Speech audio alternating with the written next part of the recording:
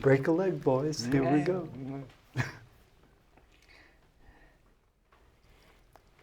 Michael, when the light comes on, the camera straight ahead, that's when you start. Give it one. That's right.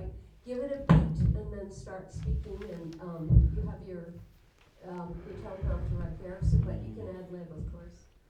Okay. Okay.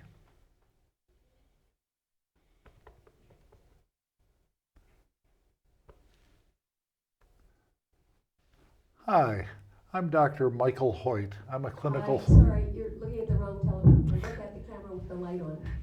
Okay. The red light, yeah. Got Okay, it. we're going to start again. Excellent. Are you ready for me to start?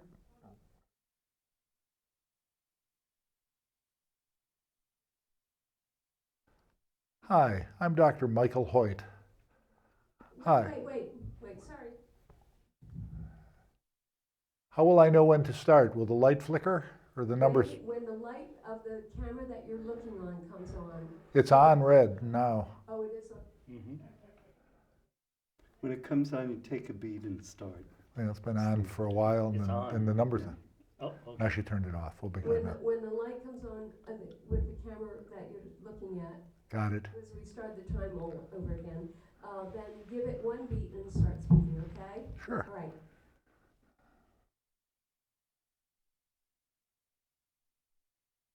Hi, I'm Dr. Michael Hoyt. I'm a clinical psychologist here in Marin County. We're going to be having a series on modern brief therapies. I'm delighted that you're able to join us.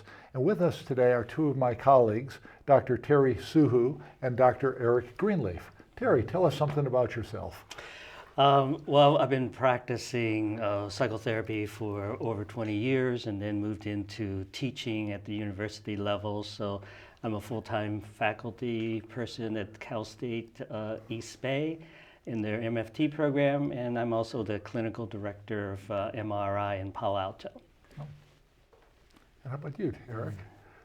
Well, I'm Eric Greenleaf. I'm also a psychologist and in private practice in psychotherapy in Albany, California. And I direct the Milton H. Erickson Institute of the Bay Area. I'm really excited that we're all having this conversation because we each have been in the field for many, many years and have personally known some of the originators of brief therapy and have studied many of the different approaches. I was thinking about our meeting today and I was reminiscing a little bit, and I remembered in 1995 at the Evolution of Psychotherapy conference, I was meeting with Jay Haley, one of the founders of brief therapy. We were having a drink one evening and I said, Jay, why is it that you called it brief therapy? And I thought he'd have a long, profound philosophic explanation. And he said, just to let people know it wasn't going to be long. And I said, huh? And he said, well, at the time, everyone assumed therapy would be long and forever and it would be psychoanalytic. So we were really drawing a line saying our approach was going to be as efficient and as quick and brief as possible. We wanted to emphasize the idea of brevity rather than the idea of length and duration and that kind of an idea. So my question I wanted to start with is, what makes brief therapy brief? Or how do you think of therapy in a way that helps you make it more brief than just going and going and going? Well, I start with a very brief, concept, and that is that it's really not the length of time that really defines brief therapy. Some people say, well, brief therapy is supposed to be 1 to 20 sessions, and then anything more is long-term therapy.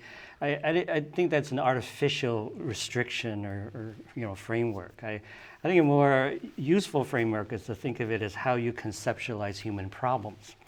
And so when you conceptualize human problems as something that gets people stuck, and then it's not that they're pathological or there's something wrong with them, but that they are having trouble solving everyday kinds of problems. And that the goal of therapy is not to delve deeply into the past and resolve deep-seated kinds of problems that stem from childhood or so on, but how to help people get unstuck by helping them find better solutions to their problems.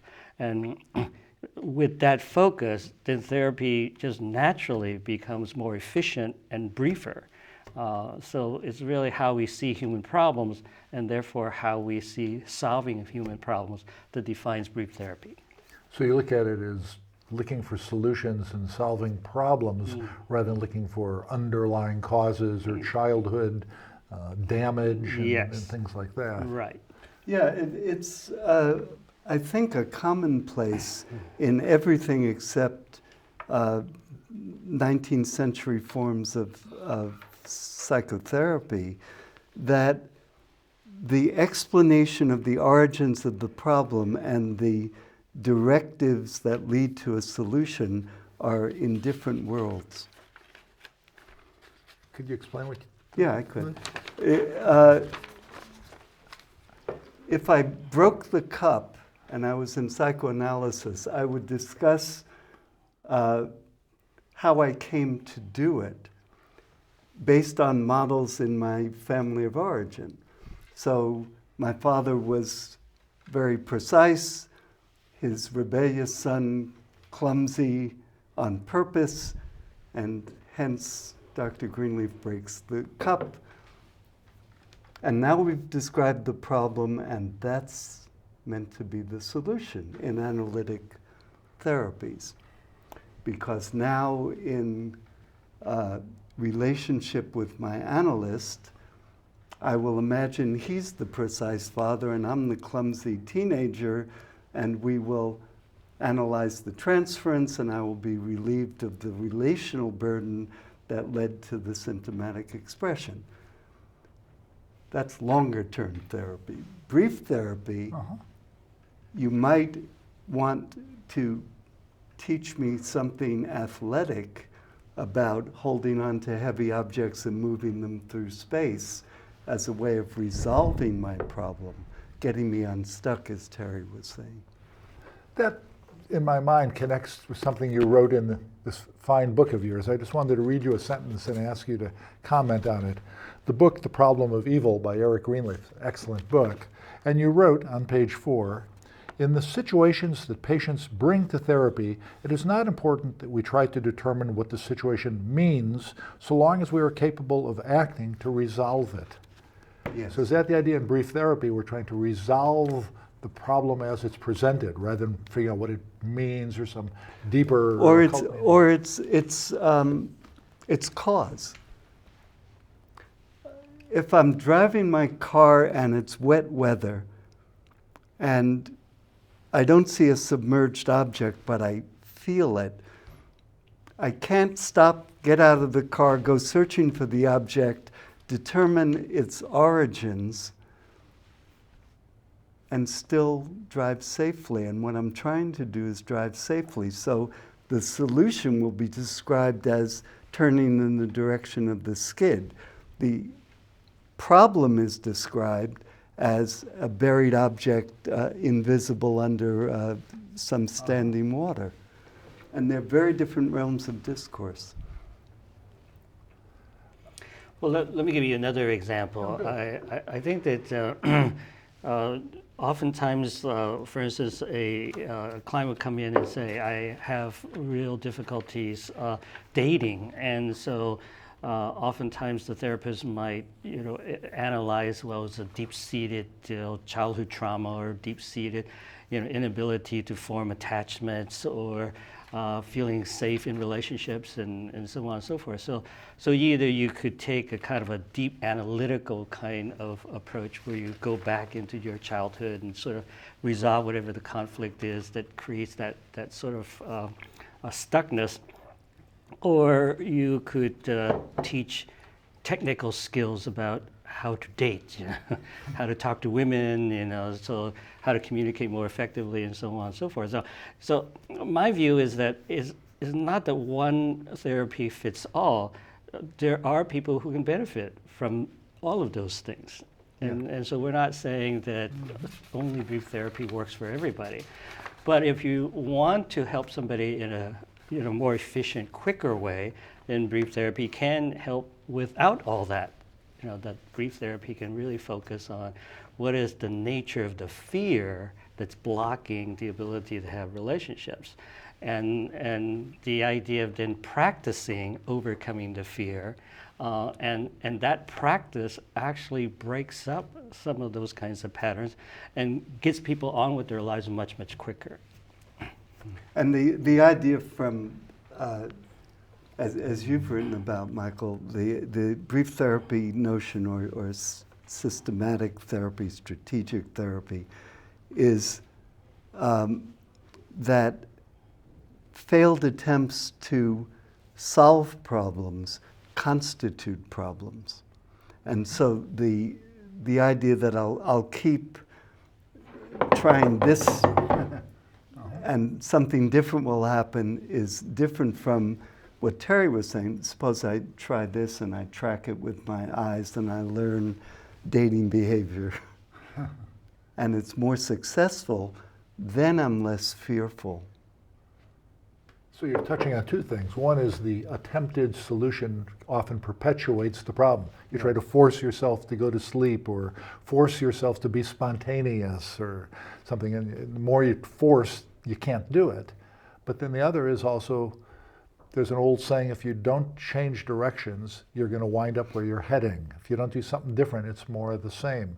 So it sounds like you're saying that you're trying to help people do something different, what you've called the 180-degree turn, move away from the attempted solution that doesn't solve problems and try doing something different that might. Is that, So the classic example in working with couples is that the most common attempted solutions that don't work tends to be pressuring your partner to change, and usually with a lot of negative, kinds of words. Work? Yeah. So the typical thing is like, why do you always do this? You're such an idiot. I mean, even if they don't use those words, that's the message that comes across. And invariably, John Gottman calls this criticism, and the reaction to criticism is defensiveness. So that's the classic interactional pattern. The more one partner pressures in a negative, message way, the more the other partner is defensive and wards off, that kind of pressure. So this is the classic interactional pattern that doesn't work.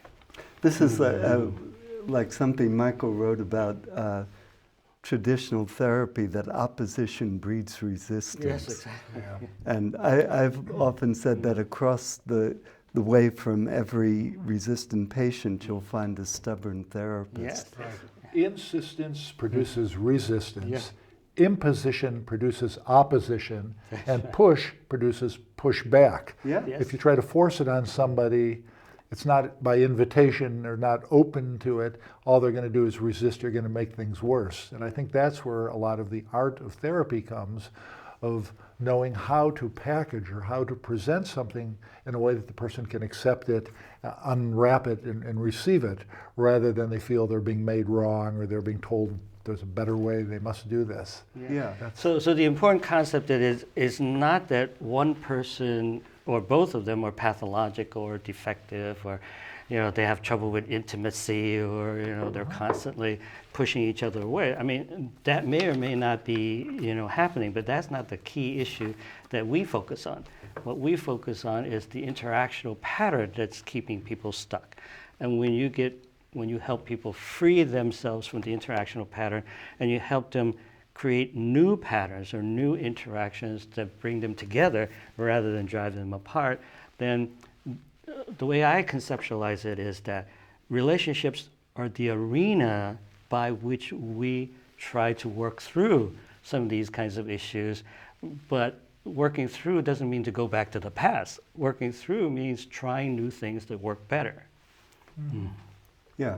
Then there's the difficult question, how do you get people to try new things?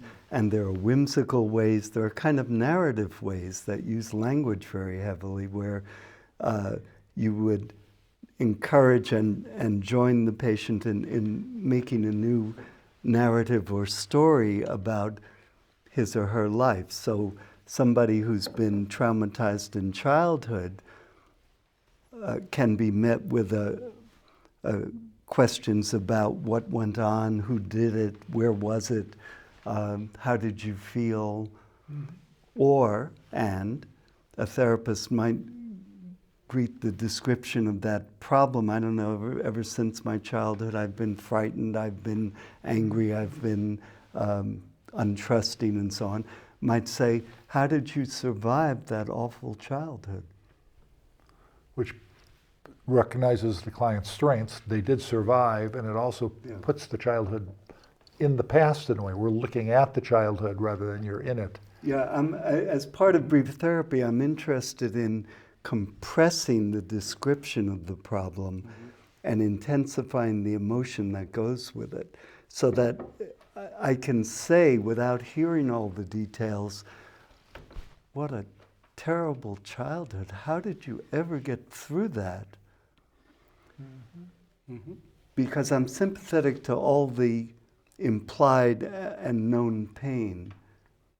That's an important part of every modern therapy, and it is even emphasized in brief CBT, cognitive behavioral therapy, where the first principle is complete empathy with the suffering and person of the patient. I think that's a very important point. I just want to underscore it, Yeah. Eric, because so often when we hear about brief therapy, we hear about strategies, techniques, interventions, tricks, maneuvers, something that we did to them or the therapist did to the client, as opposed to it happens in an alliance, it happens in a relationship, and the relationship is where it happens. That you have to first have a trusting, open relationship. It's not just somebody sits down, what strategy do you use for this problem? It's how do you dance with the person? How do you get in rhythm with them? How do you connect in a way that you're on the same team, you're allies toward a goal? And that's also an interesting metaphor or depiction, because the lead in, I'm told, I can't dance, but among good dancers, the lead is actually a mutual thing. The conventional male lead can't push the woman around. She indicates what direction, and then he leads. Yeah. Yeah. And that's true, of course, in the therapies we're talking about. Well, I really want to emphasize that idea, and that is the human connection. And this is actually cross-cultural, that there are cultural differences, so there are challenges to sort of bridge cultures. But when you're in tune, you can actually cross cultures and bridge the differences between cultures. And I'll give you an interesting example, teaching in Mexico. When I was doing a training in Guadalajara, I did a demonstration with, one of the audience brought his client, who was this Mexican wife who caught her husband cheating on her, infidelity, and actually had to tell him to leave the house. And as I was listening to her story, I started to pick up, what effect this was on her. And I was using a translator, and at one moment I sort of tapped my heart and I said, that must really hurt you here. Before the translator translated it to Spanish, she broke out crying. And she says, that's exactly what it feels like. My heart's broken. Yeah. Now, that is beyond language. This is the human connection. Mm-hmm. Would you tell this story you told us one time about the grandfather? Oh, well, it's another story about Mexico, actually, in a way. Well, I had an unusual experience, and it was very brief, but it was very unusual. I was, a couple of years ago, teaching in Mexico City, and my Spanish is not very good, so I always have a translator. And a young woman volunteered to be the demonstration subject. I said, somebody with a real problem, please. She came up, and she was about 30 years old, and she was a Mexican woman, and I'm a big, tall Anglo guy. And as she sat down, I looked at her, and I had the unusual thought, I'm her grandfather.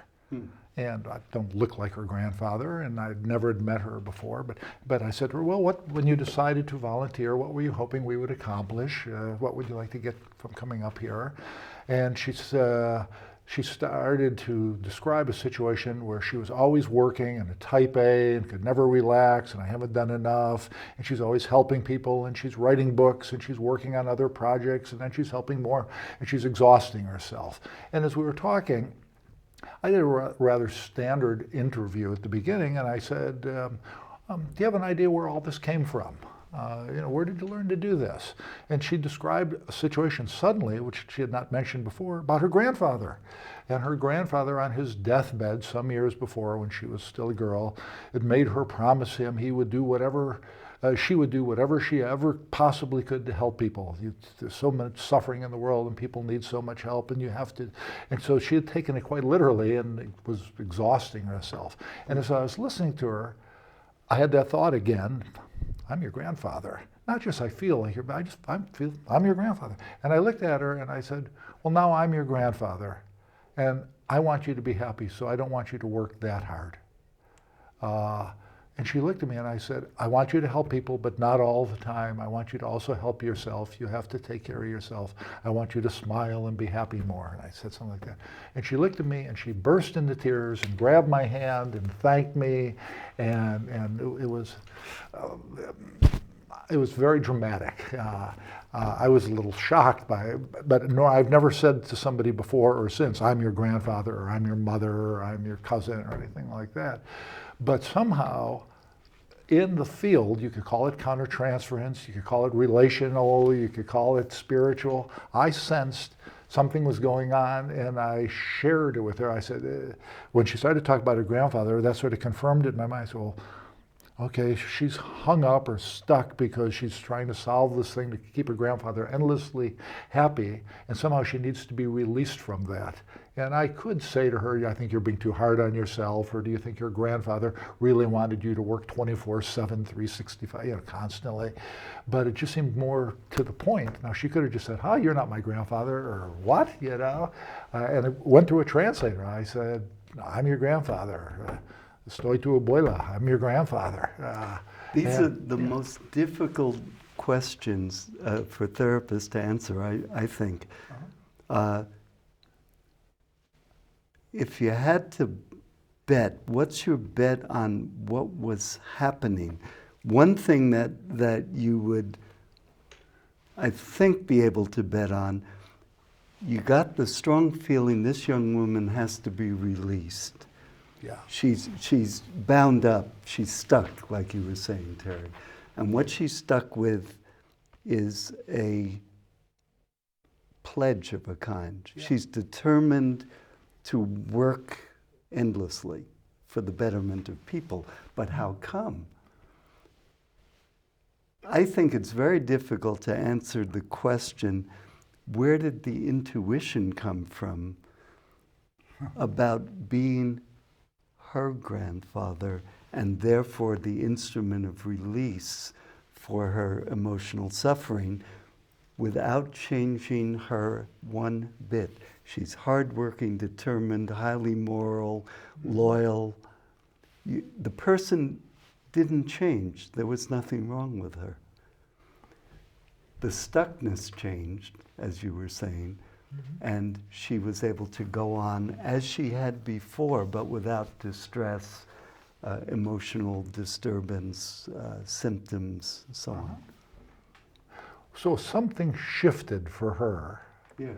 And she goes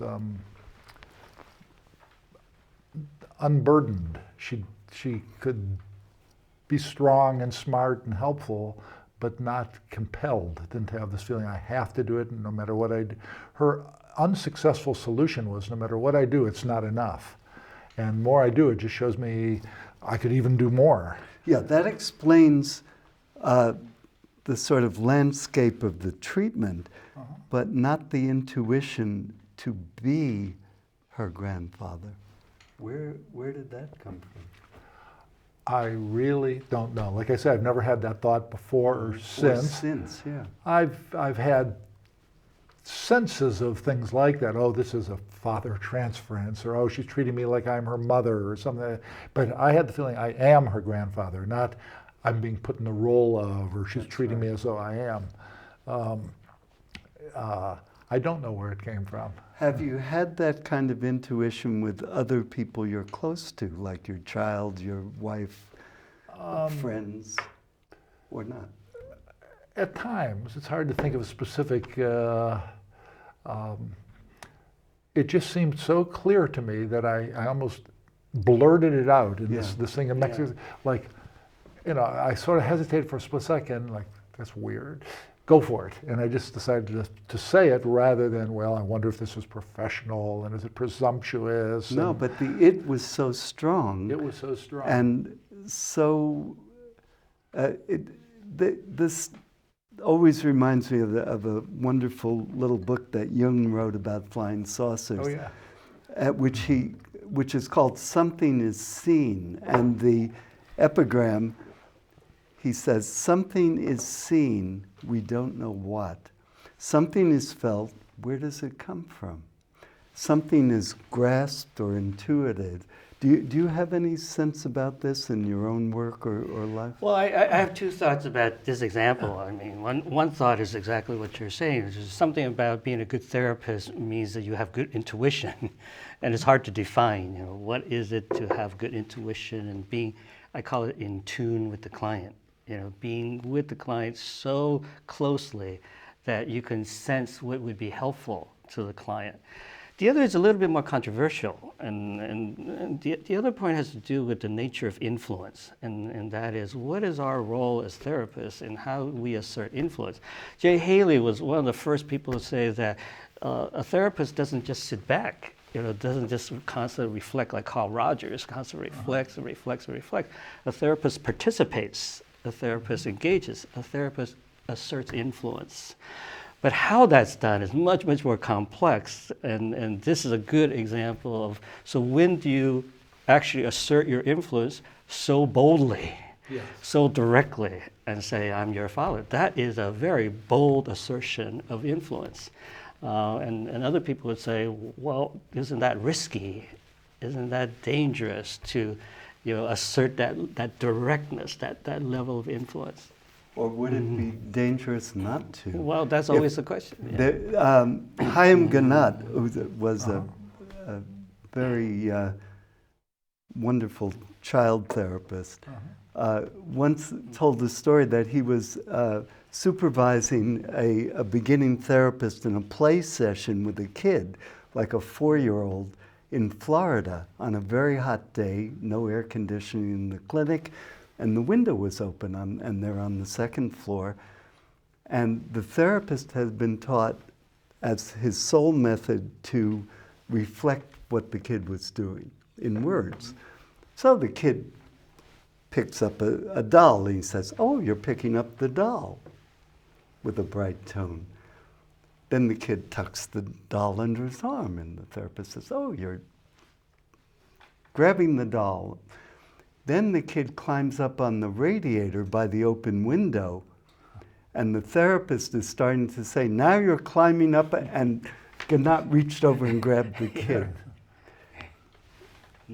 I think one plausible answer to this question we're batting around, how do you know, and then how do you dare to act on it? Well, the dare, you don't have to know it's a dare, you just go and act, or it doesn't work. But the other thing is that the social circumstance, the interpersonal relationship, not in its iconic form, grandfather, grandchild, but here's somebody who's like that, I want to release her. I think that's the intuition. And then the roles are sort of obvious. Because some wise person with authority has to release her. She's wound up like coiled steel. That's what I think. I think the intuition is of the social action. She's got to be released. And then there are only a few roles that will do it.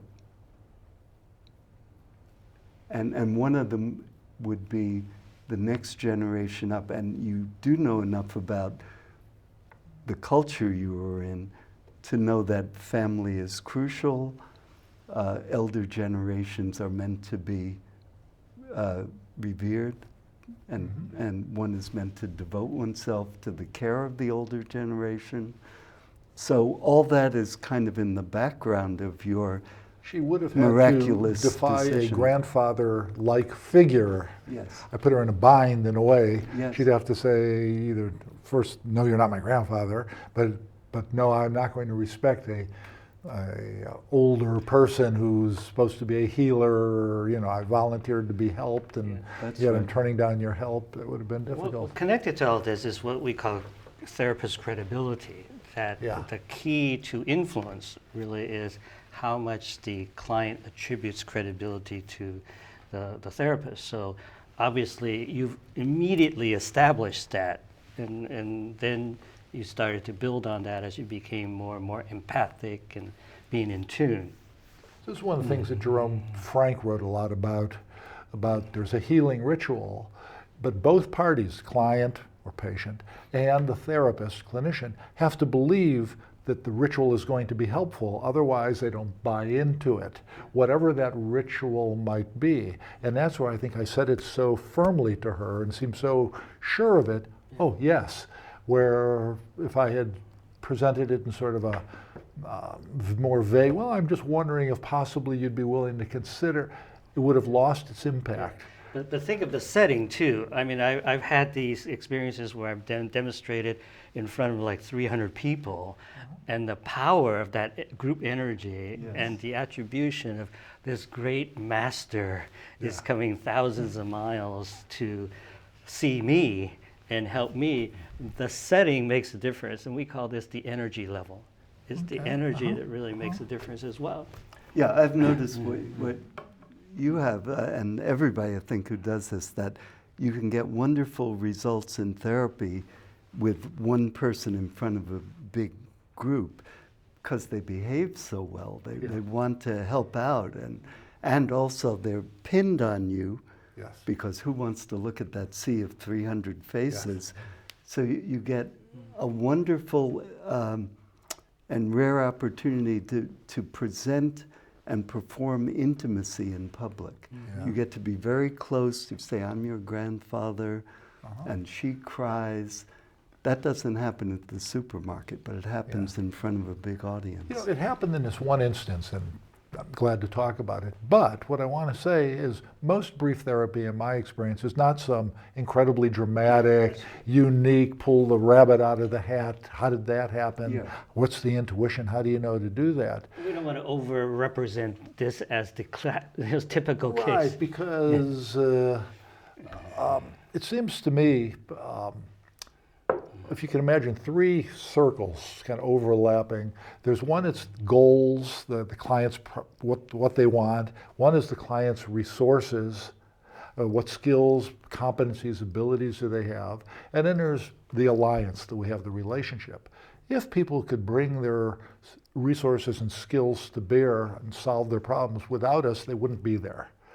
So they're coming to see us because somehow they need the alliance as sort of a bridge to help them get in touch with what abilities or skills they have. So sometimes it's very simple problem solving.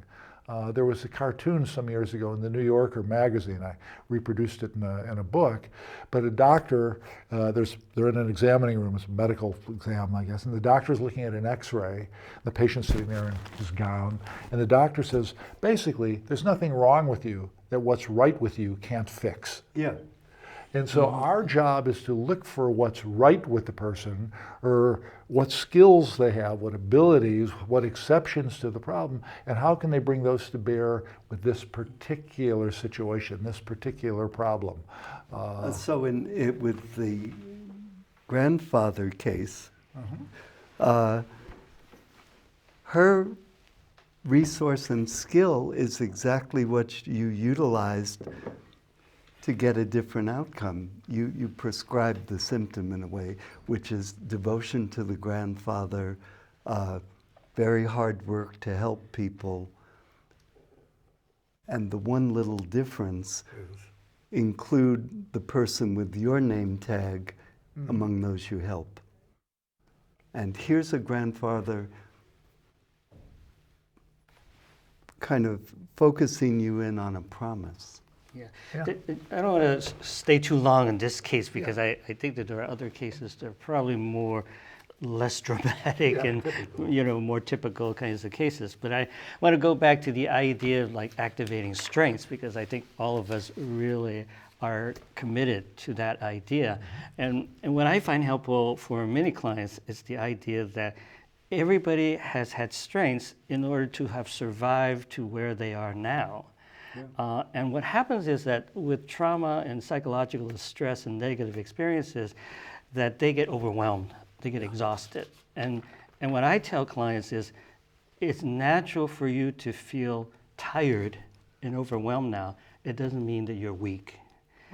That there's a reframing. We do this a lot. We change the meaning of people's experiences or their perceptions, in which they come in and say, I'm incompetent, I can't handle things, I'm overwhelmed, and so I feel like I don't have the capacity to cope. And I said, but you've been coping, you've been surviving, but you're exhausted. And that is translated as weakness, but is not weak. And so what we need to do is, it's sort of like that strong part of you is asleep. And so that's the metaphor I use. That's nice. And so the idea is how to awaken it, but how to awaken it in a way that doesn't shock your system. See, that's the other part of it, is that people are afraid that they're going to have something that's going to shock their system. And so, like, we're not saying we're going to put this, shock to shock your heart back into pumping again. We are going to gradually activate that strength and let you feel that strength coming back to you. And so we start working on how to bring that strength back, and how to rest and recuperate and recover. So even coming to therapy is kind of catching your breath and getting ready to, you've been tired from all the pressure, stress, and you're exhausted, but now you're catching your breath, and I'm on your team now, and we're going to face this. It's, another metaphor is how to rebuild that strength, because it's tired. This is very lovely, I think, as an example of reframing, which is a terrible word. It's restoring. Yeah. And hence restoring. Yeah. Or changing the meaning. Yeah. When you do that, when you say you're fatigued and we're going to slowly restore your strength, but you will need rest along the way. Suddenly the whole discussion about what I think of as psychiatry that patients come in with, I'm anxious, I'm depressed, I'm habituated, what's the matter with me? I've had my anxiety for so long, I've been depressed, I have my depression. And in 3 sentences or 4, Terry, you moved the discussion from that, what's wrong with me, to no wonder you're tired. Exactly, that's the message. Exactly. And I'm going to help slowly restore your strength. I do a similar kind of thing with discussions of anxiety, because I don't like them. I'll ask, and it's also very brief, I ask the person, do you have any experience as an athlete or a performer? And they say yes. And I say, well, then you understand stage fright. What you're experiencing is arousal without anything to do with it. And then I can ask questions about when you were playing baseball for the high school team, were there any tough situations? How did you handle them? Were you good hit, no field, or were you a five talent? What's it called? Five tool player. Run, throw. So you can discuss, as you were, these varieties of human strength, exhilaration, difficulty, shyness, as natural and on the path to using yourself more thoroughly in life. So you're finding their skills in one realm and helping them transfer them over to another realm. Yeah. You're good at performance or sports or something. If you can do that. Because you are. A guy I knew was a PhD in math, and he liked to teach kids. And so he'd pick out some very understaffed, poor school in some neighborhood, and he'd go in, and he's a little cheerful-looking guy, and he would say, "Who knows the number?" Kid would say, 3. He'd say, "That's a very good number." 5, that's a good number. Who knows 3 plus 5? And he'd get fewer hands, and he'd say, "That's right, it's 8." And he would go from strength to strength. Who can be- And it was the way we're all taught if we're taught well, and the way that you do it with your patient, Terry. It's very much taking their abilities where you find them, and not bothering so much with the things that are they can't do. I had a woman come into my office some time ago whose first meeting we're talking, and her complaint, her problem is sometimes my husband doesn't do what I want him to do, and it's annoying. The laundry, cleaning up, being on time, whatever the problems were. As we're talking, and I'm scratching my head, not sure. I said, "Well, what do you do for a living, ma'am?" And it turns out she's an equestrian. She trains horses. Well, and so I said to her, "Well, I forget her, what's your horse's name?" Whatever it was. And she told me, and I said, "Well, how would you get the horse to do this?" And she explains to me, you break it down into small positives and catch him doing something right, and all of these sort of things. And I looked at her and I said, "You know, if you can train one large mammal, you can train any large mammal." That's a good one. And she laughed, and she said, "Oh, you mean like the time when he threw the whites and the colored clothes and he didn't mess them up? I should have."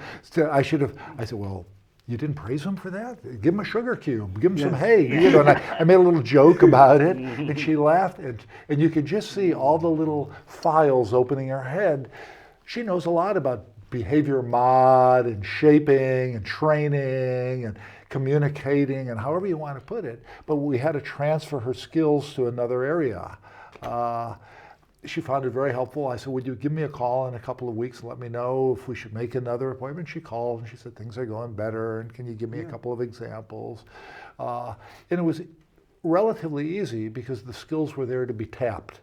And I think a lot of what we do is have what sounds like we're just asking people social questions. What do you do? What are you interested in?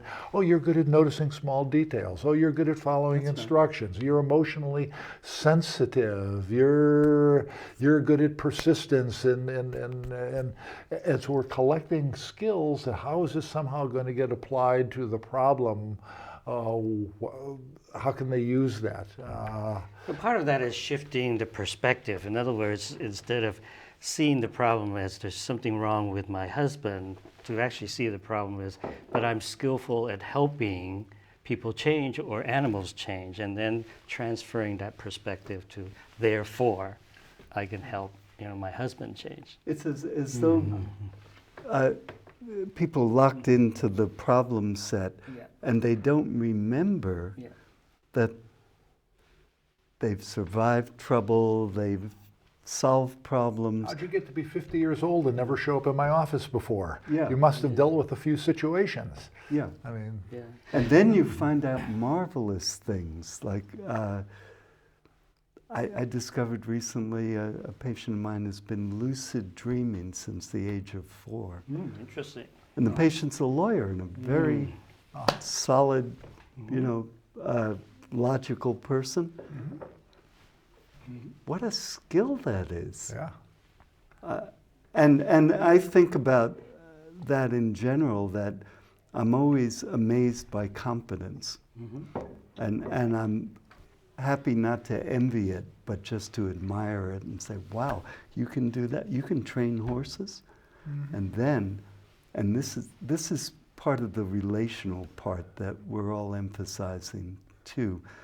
Then I would say to her, I don't tell many people this, but I wrote a poem for my wife once called Large Animal Vet, which I did. Okay. Yeah. And it's lovely because it makes it more memorable to me, Yeah. and somehow we're more connected. It's like you Yes. get it, and you've had some experience in your life, and yeah. And what seems to me always these amazing coincidences, or how did that happen? These intuitions, I think is there a lot of the time, and we just don't notice it. That whether it's a shared experience, or we know something in common, or the same quirky sense of humor, or there's a lot more that binds us and joins us, and we tend to tune it out. And it's relational. It's between the language doesn't do justice to the space between persons, but what the three of us share, what would you call it? We don't talk about it or have good common language terms for it, but we're operating in that space. So if you would see us as a very cooperative bunch of friends and colleagues. For example, Well, we're not upstaging each other. In Chinese, medicine, we'd probably call it exchange of qi energy. It's all interactions, all relationships is really involving exchange of qi energy. And would I conceive of that as a sensation or a vision, or how would I know it? There are multiple levels of the qi energy. I don't want to get too deeply into it because it's not a discussion about qi energy, but there are multiple levels. There's the mind, body, spirit levels. Mm-hmm. So you can actually feel at the physical level, if you're sensitive and you're trained, that qi energy that we're exchanging here. And the exchange of energy enhances each of us and actually creates more mental kinds of stimulation and positivity and so on. And then the spiritual level, there is that level of, we're all connected at the spiritual level. But I don't want to get too deeply into the esoterics of it. But let's go back to, I have another really excellent example of the topic we just talked about, yes. and that is the idea that seeing a weakness as a strength, and that represents the 180-degree turn, which is sometimes hard to see. And that's one of the challenges of our work, to be able to see the 180-degree turn from something that's not working. And so I was called, many years ago, I was called to a hospital, a cancer ward in one of the hospitals. And the nurses and the doctors are complaining that this person who was trying to recover from cancer was yelling and screaming, being obstinate and a real troublemaker. And they kept trying to calm him down, said, it's bad for your cancer if you're yelling and screaming. They tried to teach him meditation, and he kept saying, no, give me medicine. And so they were just sort of at wit's end. They didn't know what to do with him. And so I go in and I talked to him for a few minutes, and we established a rapport, and I realized that he was really scared to death of the cancer, and that's how he was reacting. He was reacting by being angry and so on and so forth. And I said, do you know, the research is really fascinating, that people who have cancer and are really, really quiet, they actually go faster. And that loud, angry people actually survive longer.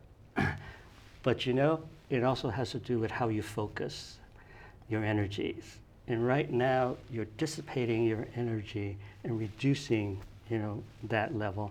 But if you were able to focus the energy just in the right way, you would really live a lot longer, and you could fight this cancer much more effectively. And just teach me how.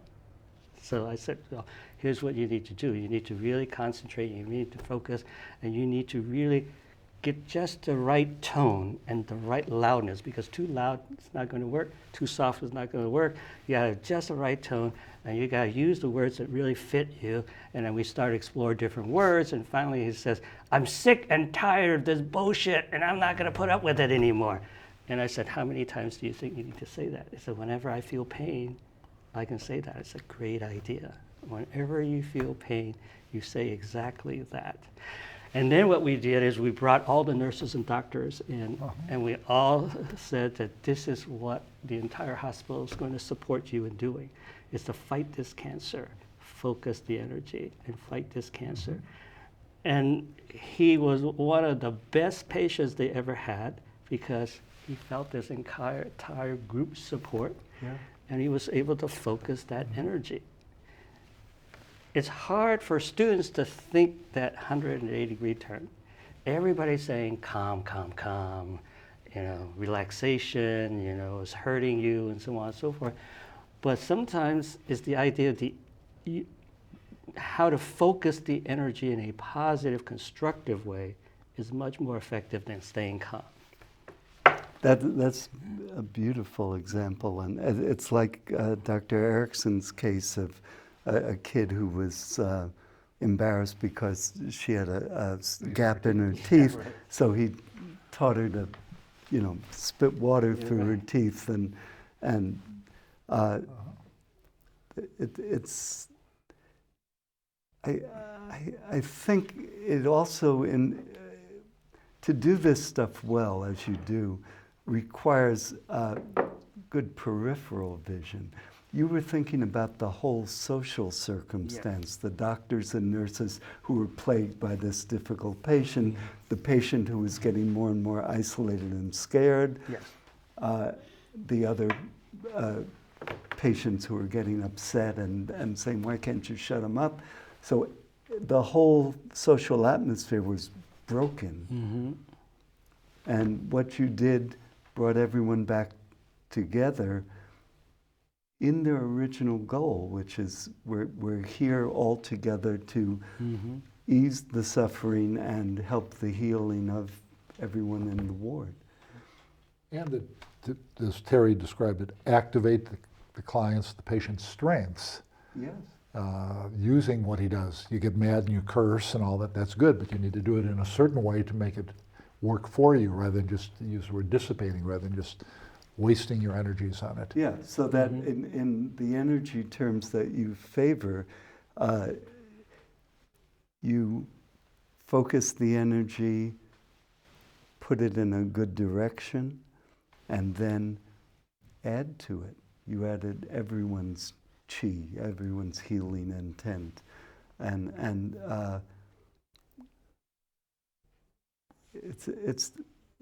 that's a wonderful example of brief therapy, because not only doesn't the patient know what to do, but the therapist walking in doesn't immediately know what to do. It's the patient who gave you the ammunition or the materials to work with, the anger, the insistence and all that. And once you saw that, you said, well, okay, we can use this. Yeah, let's use it. Let's use it in a positive way, a constructive way. One of the things that makes the therapies brief, I think, is that we take the patient's complaint seriously. I want help fighting cancer. I want help learning to communicate better with my spouse. I want help not having panic attacks, whatever their problem is. That we don't say, oh, you think that's your problem, but bait and switch, it's really a whole different problem, and now we're going to teach you a whole... We're trying to work with the person's understanding of their problem. What would tell them that we don't need to keep meeting? What would be a good outcome? When will they feel they've gotten what they came for? And even if we have the peripheral vision, we're also keeping an eye on the client's goal. We're serving the client rather than just hearing it as a symptom of a whole separate matter. I see a lot of therapists, whenever I start to talk about a case, they always want to tell me, no, it's really something else. Well, you missed it. But she was codependent. Or, well, you missed it because they had mortality fears of death, and you should have discussed the afterlife or where they got their ideas about death or something. Well, no, they wanted to fight cancer, so we helped them fight cancer. And as with the equestrian that you worked with, in contrast to the therapists you're talking about, or the students who are trying to narrow the understanding to the patient and her history, you're saying, and we're all saying, well, let's look at this as a horse training problem, a problem between husband and wife, where the wife's not helpless. Well, that should help everybody. Where the man has a right to his feelings. Who likes cancer? He hates the pain. And he has a right to all the help that his expression is denying him. So if you involve everyone's interest, you don't have that narrow focus on the person, symptoms, history, diagnosis, and treatment. You can start with treatment and end up with history. And it seems to me more interesting to the patient that way, and also to us, because we're not going through a routine. And say, well, here are the 5 steps, and you follow these, and you will be a meditator when we finish. Your pain will reduce. There are people who can do that successfully as therapists.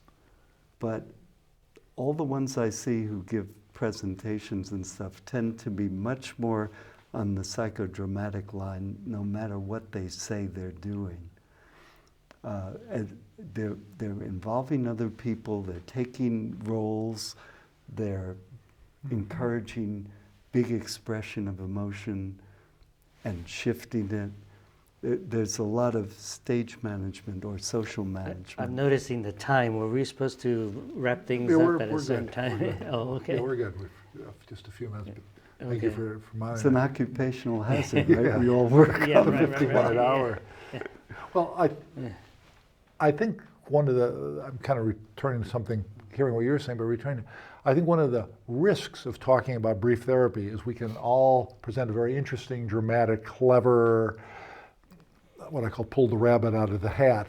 And I think a lot of it is not nearly that dramatic. It's reasonable problem solving. When didn't you have the problem? What were you doing then? How about doing more of that? Normalizing. Well, anybody'd be stressed in this situation. That's not so unusual. Trying to recognize people's strengths and bringing them forward. There's a new book that I'm one of the editors of called Creative Therapy in Challenging Situations, Unusual Interventions to Help Clients. And it's sort of the modern version of the famous Jay Haley book about Milton Erickson called Uncommon Therapy. And each chapter is written by, and Terry contributed one of the chapters, and each chapter has some unusual, interesting story and why they did it, and some are hypnotic, and some are solution, and some are narrative, and some are strategic, and some are just strange in different ways, and they're entertaining. But they all have certain characteristics that I think cuts across all the therapies. They're all empathic, they're respectful, they get where the person's coming from. They all do something dramatic, something interesting. They grab the person's attention. It's not blah, blah, blah, more of the same. Oftentimes there's humor. People laugh, wow, I hadn't thought of it that way, or that's crazy, or that's funny. And they're all acceptable to the client. The person says, you know, you're right, I'll try that. They buy in. And I think most of what happens in brief therapies, at least the ones I've studied for the last 40 years, is those things. We kind of connect with the person, we help them see a different way to do things, we either teach them something new or remind them of something they had, skills that they've been overlooking. Then we give them an opportunity to practice it, to how they're going to apply it, how they're going to take it home. I know we've been talking, I'm looking at our time there, almost an hour. It seems to me we have just scratched the top of a surface. We could each present a bunch of cases and talk about them. We could talk about different models of brief therapy. I think it's really a fun conversation. I wish I could hear what some of the listeners are thinking and questions they might say, oh, we'll talk more about this, or could you give an example of that? I want to thank both of you, and I hope this is going to not just be the only time. This is, you know, we're almost out of time. But any last words you wanted to throw in the next 30 seconds, and you? Well, I've thoroughly enjoyed this, and definitely there's just so much more we can say, and I'm looking forward to perhaps the next time we can have another conversation. We'll go even deeper and explore other things as well. Yeah, and I just wanted to quote Dr. Erickson, who invented or culled a lot of these approaches to helping people, long and short term. He would always say, as we've been saying, well, you already know how to do this. That's lovely. You already know this. It's within you. It's within you, yeah. The answer is within you. That's some of the conferences we've participated in. The answer is within bringing out the best. The idea that people have the resources, and a lot of what we do is try to bring those forward. And it'd be fun to have a conversation just about ways we've helped facilitate clients recognizing and better using their strengths. I want to thank people that have been watching, and we certainly do hope that you will tune in again. We look forward to seeing you soon. Thanks. Thank you. I thought we've done a we nice on? job. Well,